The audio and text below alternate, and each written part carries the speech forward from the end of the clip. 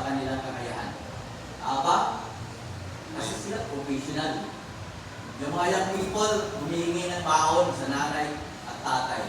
Pati kayo, hinihingan na rin, di ba, ng mga kapatid nyo.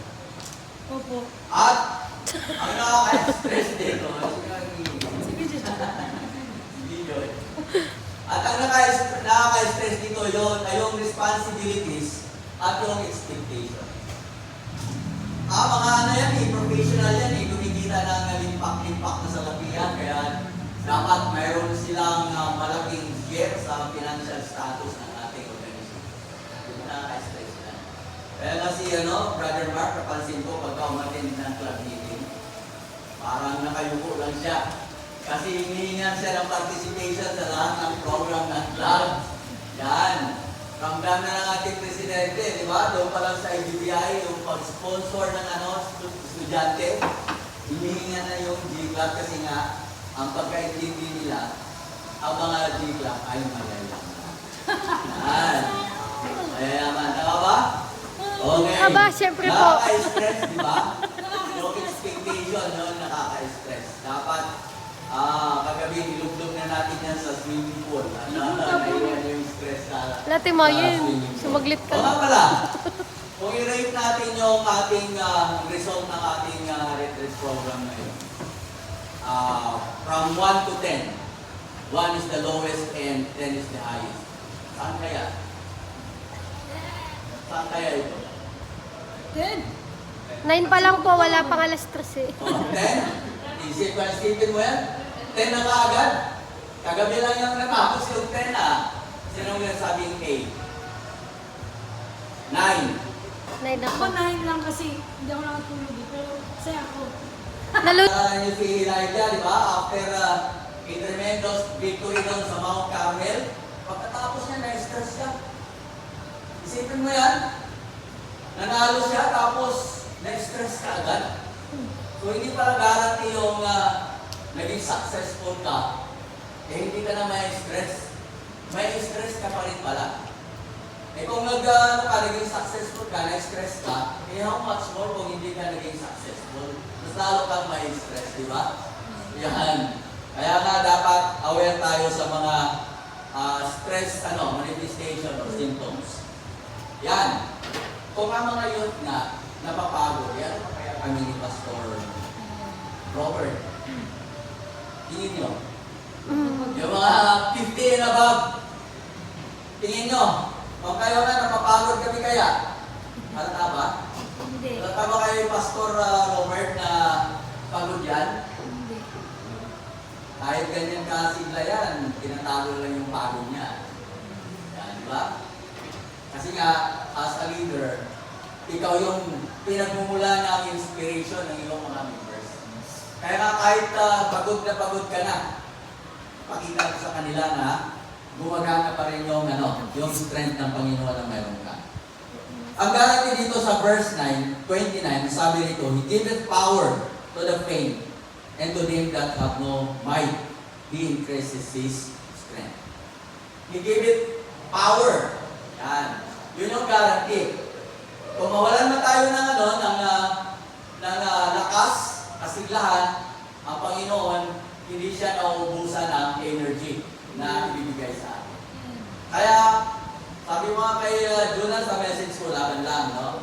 Kasi nag-uumapaw yung energy na mula sa Panginoon.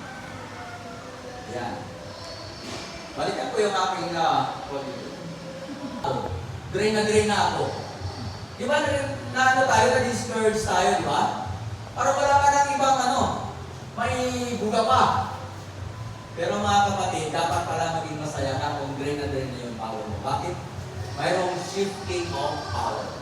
From your power, papasok yung power ng Panginoon.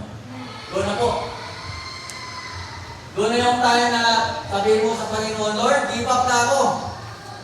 Hindi ko na kaya yung aking hindi na over yung aking kapangyarihan. Sabi ng isang mga writer na the most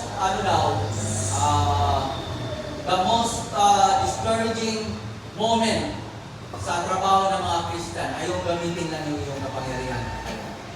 Di ba kung minsan, pagka magaling tayo, easy lang to, wala to, no? Diyan nag-uumpisa yung failure. Pero kung inisip mo katulad ni Moses na hindi mo kaya, kaya nga kailangan mo ng power ng Panginoon, yung time na mas maganda yung kalabasan ng iyong trabaho. Bakit? Hindi mo ginamit yung iyong sariling kakayahan at strength, kundi yung strength ng Panginoon. Kaya nga on this time, katulad ni Apostle Paul, masasabi mo na I can do all things through Christ who strengthens me. I can do all things through Christ who strengthens me. Bakit? Hindi na yung power yung inaasahan mo sa pagkatrabaho para sa Panginoon, kundi yung power mo. Switch off na yung power mo at naka-on na yung power ng Panginoon. Kaya confident ka kasama katulad ni Apostle. Sa pag-conclude nitong message na to, gusto kong bahagi yung literature about Gideon.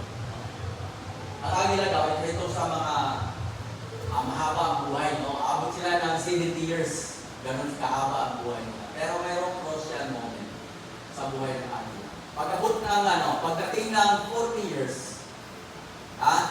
kailangan mayroon siyang importanteng desisyon na dapat gawin niya.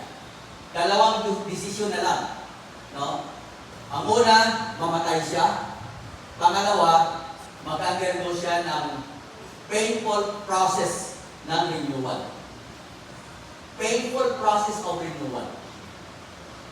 At yung renewal na yan, yung proseso, mag-uumpisa yan doon sa paglipad niya doon sa mataas na bundok na mabato. Bakit? Kasi during the time, yung agila, yung kanyang tuka, nagbibend na siya, hindi na siya makakuha ng pagkain para makain. Yung mga kuko niya, nasabi ni Pastor, ilang 100 pounds. 100 pounds. Dahil mahina yung kuko niya at mahaba, hindi niya kayang magbigbig ng mga pagkain na dapat magbigbig niya.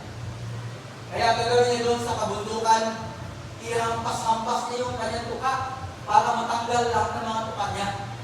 At yung kanyang mga kuko, ihampas niya yan sa mga bato. Yan. Pagkatapos ng 150 days, 5 weeks, 5 months, no? Maghihintay siya na tutubo ulit yung kanyang tuka at yung kanyang mga kuko.